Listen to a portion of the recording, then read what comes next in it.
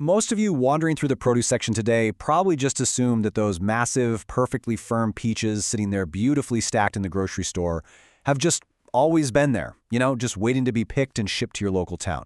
It's a charming thought, a bit naive maybe, but charming. Unfortunately, it's completely false. Welcome to this explainer, where we are going to expose a massive, hidden industrial secret that's sitting right there in your fruit bowl. Because the modern peach you buy everywhere today, it is not some timeless, untouched gift of nature. It's actually the result of a highly improbable, totally bizarre biological anomaly, combined with an unpatented, billion-dollar logistical invention that completely reshaped the way the entire world eats. See, the truth is, prior to 1875, the peach was an absolute logistical nightmare. I mean, they were incredibly delicate. So delicate, in fact, that if a farmer tried to ship them any meaningful distance at all, they would literally turn to mush before they could even leave the local town limits. They were this hyper-local luxury, destined to just rot if you dared to put them on a train to a distant market. Getting fresh summer fruit from the south up to the northern cities was deemed practically impossible by anyone who knew what they were doing. But one single biological mutation and one man's subsequent engineering genius changed absolutely everything. Okay, let's dive into this because the historical context here is absolutely critical, and quite frankly, it exposes some deep roots that most people are completely oblivious to. The very first thing you need to understand is that peaches aren't even native to Georgia, not at all. Franciscan monks originally brought them over to the coastal islands way back in the 1570s, basically as a tool to help assimilate the native populations. But the real, actual early pioneers of peach farming in this region, that was the Cherokee people. Long before any commercial white industry existed, the Cherokee were actively and heavily cultivating these peach trees. They really shaped the early agricultural footprint of the fruit, right up until they were tragically and forcibly removed from their land in the 1830s. Only after this, in the mid-19th century, did a new wave of planters begin desperately trying to figure out how to ship this delicate, rotting fruit to wider markets. And this brilliantly illustrates just how primitive and frankly chaotic those early logistics really were. Because remember, before refrigeration existed, people were literally just guessing. Take this mid-19th century planter named Raphael Moses. He figured, hey, to keep peaches from bruising, I should pack them in pulverized charcoal. Obviously, that completely ruined the fruit. What a disaster. But Moses eventually stumbled upon a bizarre yet incredibly successful hack. He packed his peaches into champagne baskets.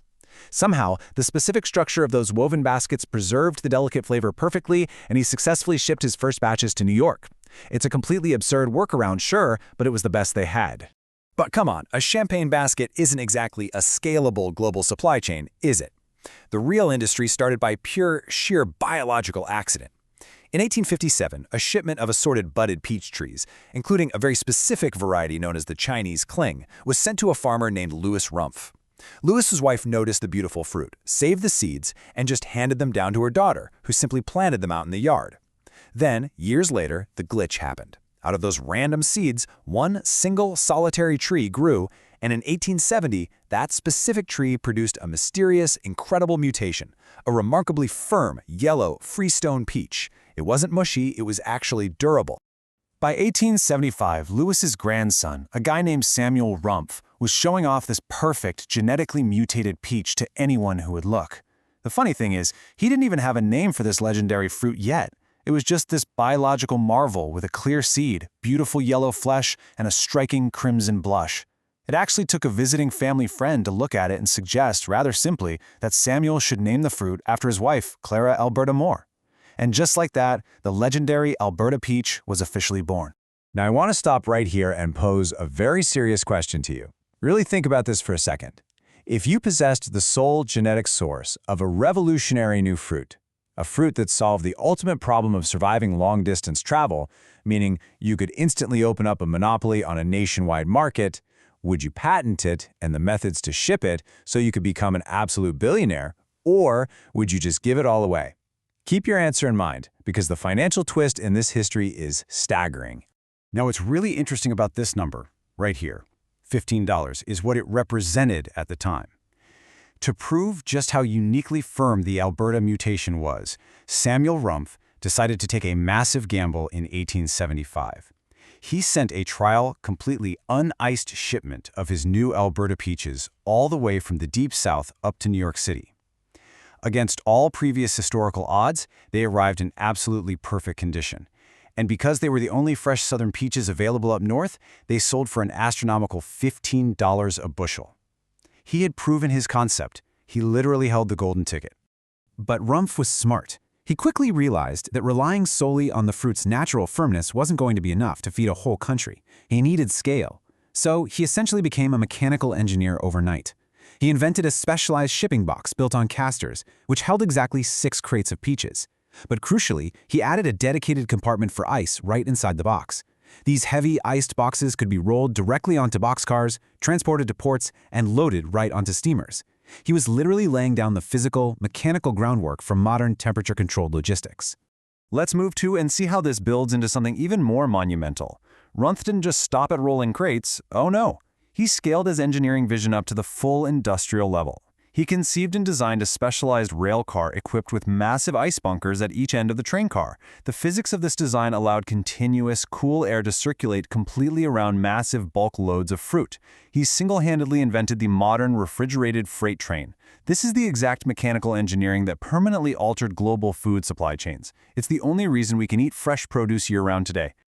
And here is where we expose the ultimate, completely baffling financial mystery of this entire story. Samuel Rumpf had the monopoly on the fruit, and he invented the refrigerated rail car to ship it. He could have locked it all down, but he didn't. He never patented his refrigerated railcar models. Instead, he simply handed his blueprints over to the railroads and to his local competitors, entirely for free, without asking for a single cent in royalties. He sacrificed immense, unimaginable personal wealth, but by doing so, his generosity built a lasting, booming prosperity for all the local Georgia farmers around him. He consciously chose his community over a massive monopoly.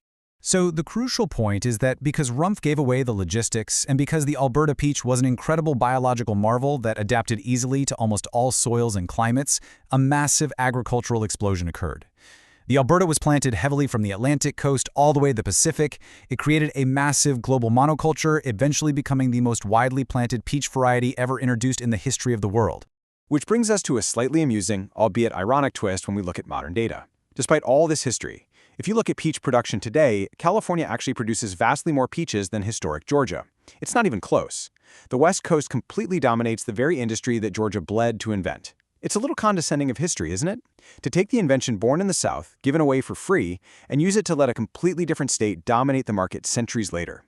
But ultimately, California's volume doesn't erase the legacy. Because of Samuel Rumpf's biological glitch with the Alberta and his brilliant, unpatented ice bunker rail cars, Georgia forever cemented its cultural and historical identity as the Peach State. This investigative look reveals that we literally took a delicate, rotting summer fruit and used it to build the entire modern refrigerated grocery supply chain around it. The man who invented the modern peach industry gave away a billion-dollar, life-changing refrigerated railcar idea entirely for free just to see his community thrive. It really makes you wonder, what other massive industrial secrets are hiding right in plain sight in your grocery cart? Honestly, now that's absolutely wild.